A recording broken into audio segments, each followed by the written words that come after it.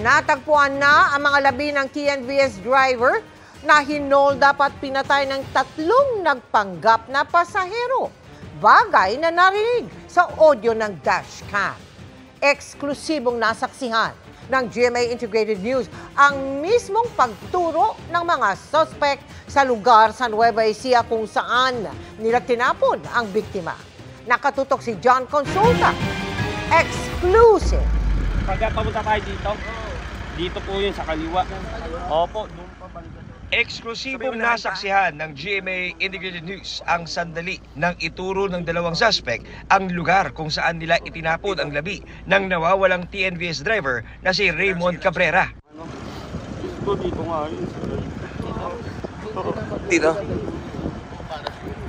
Agad ininspeksyon ng NBI ang lugar na itinuturo hanggang sa Ay, ito sir, dito po Raymond. Saan? Ito nga. Yan pa? Ito nga. Nandiyan pa ba? Nandiyan pa ba? Nandiyan pa ba, bro? Eh, yung bato, sinasabi niya. Ito pa yung ano. Ito pa yung buto. Kasi ito yung buto. ang isa sa mga suspect biglang napaluhod sa tapat ng labi ng kanilang pinatay. Bakit ganyan reaksyon mo? Gustong humingi ng tawad sa inyo kasi isa ko sa mga naging instrumento ng Diyos para mangyari. Sorry po.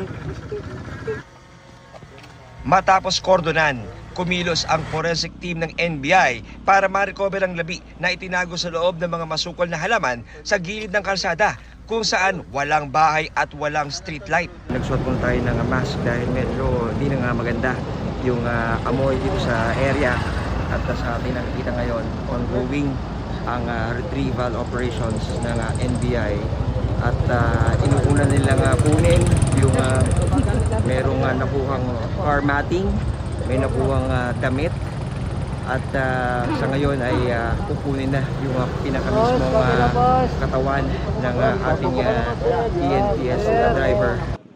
Kasama ng sapatos, kaking pantalon at bakal sa binti, dinala ng NBI ang labi ni Cabrera sa Pasay City kung saan isasagawa ang autopsy para matukoy ang cause of death.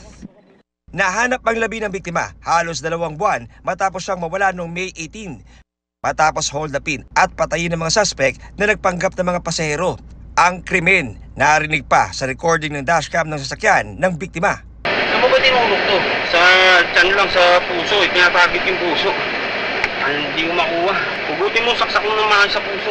May ngalo pa yan, tuluyan yun na. Patayin ka na namin.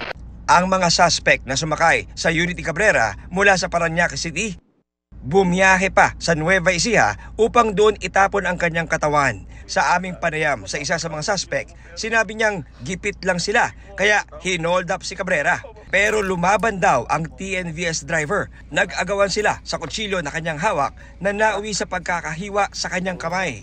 Ako po yung unang nasaksak ni Sir. So inagaw niya yung kutsilyo mo. Hindi namin na sana malakas skill. Naging Normal respond na. ng katawan ko po yung gumante. Inamin din ng isang suspect na napag-usapan na gamitin ang sasakyan at TNVS app ng biktima para mang-hold up ng ibang pasahero. Yung sinabi po niya nung sa plan B po, Anong plan na babiyahin niya po yung ni Mr. Cabrera po. Tapos, Tapos gagawa po ulit ng ano, sabi ko, nang gagawa na ng, kunyari, yung ganun po, hold up yung para magkapera po. yung ano sir? Po. Yung Yung magiging sakay po. yung bagong pasahero. Opo. Mensahe ng 3 sa pamilya Cabrera. Hindi ko po inaasahan mapapatawad niyo ako pero hindi po ako ng tawag sa inyo. Awang buhay. Sa Diyos. TNBS din po ako. Oo, Humingi rin po ako ng pasensya sa lahat. Sa inyong TNBS pagkakataon. community. Humingi po ako ng pasensya sa inyo lahat. Pero ang pamilya Cabrera, bagamat mistulang nabunutan ng tinik, ngayong natapos na ang kanilang paghahanap sa kanilang padre de pamilya, hindi maitago ang puot na nararamdaman sa mga suspect. Narinig natin sa dashcam, humihingi ng awa ang asawa ko sa kanila na tama na po. Pero ang ginawa nila, sinaksak pa rin nila ng sinaksak. Inanap pa rin nila yung puso. Kung saan, hindi sila tao eh. Mga hayop sila. Sinaniban sila ng demonyo.